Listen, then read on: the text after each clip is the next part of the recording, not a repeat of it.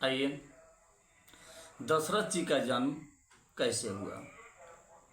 राजा अज दशरथ जी के पिता, उनका 4 पौन में 3 पौन बीत चुका था, 1 पौन मात्र बाकी था। बहुत उदास रहते थे कि मेरे घर में धन संपत्ति सब कुछ भरा है, लेकिन एक संतान के बिना पूरा घर अंधेरा है। उन्होंने ऋषि महर्षि लोगों के पास पहुँचे और पहुँच के उन लोगों से बोले कि सरकार कोई ऐसा उपाय बताइए जिस उपाय से मेरे घर में संतान की उत्पत्ति हो जाए। सभी ऋषि लोग बोले अगर संतान का उत्पत्ति आप चाहते हैं तो आप जा करके यज्ञ कराइए, और उस यज्ञ में आपके राज्य के जितने प्रजा हैं सब किसी को भोजन कराना है, और एक डंका ले लीजिए, ले आकर वहाँ टांग दीजिए। जब सभी लोग भोजन करके तैयार हो जाएंगे तो वहाँ की डंका बच जाएगी, तब आपके घर में बहुत सुंदर संतान की उत्पत्ति होगी। राजा आज वैसा ही किए, आकर के जितना प्रजा के लोग हैं सभी के यहाँ निमंत्रण भिजवा के आदर पूर्वक सभी किसी को बुला करके भोजन कराए, लेकिन डंका जो है नहीं बजा। तो मंत्री को बुलाए और बोले कि बताइए हम सबको भोजन करा दिए लेकिन डंका क्यों नहीं बजा। तो मंत्री साहब बोले कि आप ही के राज्य में एक ब्राह्मण देवता हैं, जिन ब्राह्मण देवता के पास बार बार हम लोग गए हैं, लेकिन वो भोजन करने से इनकार हैं कि मैं उनके यहाँ भोजन नहीं करूँगा। राजा आज स्वयं अपने पहुँच गए उस ब्राह्मण देवता के पास, जाके बोले कि सरकार मुझसे क्या गलती हुआ है कि हमारे के यहाँ आप भोजन करने से इनकार हैं।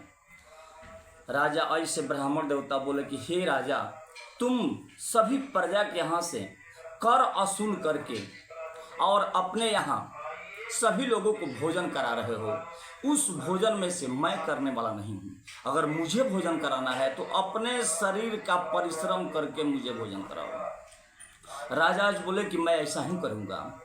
राजा आज वहाँ से चल दिए और सभी किसी के यहाँ घूम करके पूछना शुरू किए कि एक दिन के लिए कोई हमसे मजदूरी करा ले, लेकिन कोई तैयार नहीं हुआ। लौट करके ब्राह्मण देवता के पास पहुंचे, बोले कि हे सरकार, मैं तो पूरा राज्य में घूम गया, लेकिन राज्य में कोई हमसे मजदूरी कराने के लिए तैयार नहीं है। ब्राह्मण देवता बोले कि आप हमारे घर मजदूरी कीजिए, अपने घर से एक लकड़ी का बोगठा निकाल के दे दीजिए, हाथ में कुल्हाड़ी थमा दिए और जेठ के दोपहरिया घाम में खड़ा कर दिए और बोले कि इस लकड़ी को फाड़ दीजिए, मैं आपको मजदूरी दूंगा। राजा आज जो है वो जेठ के दोपहरिया में जलती घाम में पूरा शरीर जो है पसीना से थकबक हो रहा था, हाथ में फोक्चा पड़ गया उस लकड़ी को फाड़ते फाड़ते। अंत समय में जब शाम हुआ तो ब्राह्मण देवता एक कौड़ी निकाल के दे दिए, ले जाइए, इसी को बाजार में भजाइएगा और इसी में से हमको भोजन कराइएगा, और इसी में से जो बचेगा उसी का दक्षिणा हमको दे दीजिएगा। राजा आज वैसा ही ले आए, ले आ करके बाजार में उसको भजा करके भोजन का सामग्री खरीदे, भोजन तैयार करवाए और ब्राह्मण देवता को बुला करके आदर सम्मान के साथ भोजन कराए। उसके बाद जो उसमें से पैसा बचा था वो ब्राह्मण देव को दक्षिणा दे दिए। जब ब्राह्मण देवता वो दक्षिणा लेके अपने घर गए तो उनकी पत्नी देखी तो देखते झनक गई कि भाई राज्य में सारा लोग गया और बहुत बहुत कुछ लेके आया, लेकिन आप लेके क्या वहां से आए हुए हैं।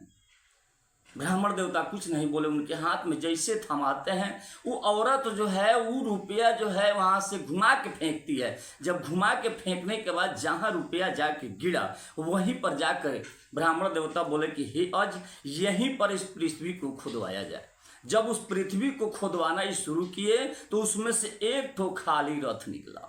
वैसा ही धीरे धीरे 9 रथ निकलता गया और पृथ्वी पर खड़ा होता गया।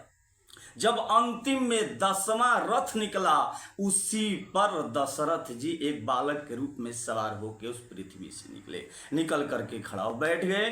तो उसी से पृथ्वी से दशरथ जी का जन्म हुआ और 10 रथ पर सवार होकर जो दशरथ जी आए इसीलिए उनका नाम दशरथ पड़ा, दशरथ नाम पड़ा। और उसी समय से राजा अज के घर में पुत्र का बहुत सुंदर खुशहाली आ गई। जब पुत्र का दशरथ जी का जन्म हो गया उस घर में जन्म उत्सव मनाना शुरू कर दिया लोग, बड़ा सुंदर उस घर में धूमधाम से मनाया गया और राजा आज के घर में खुशहाली आ गई। इसी तरह राजा दशरथ जी का जन्म हुआ। जय श्री राम।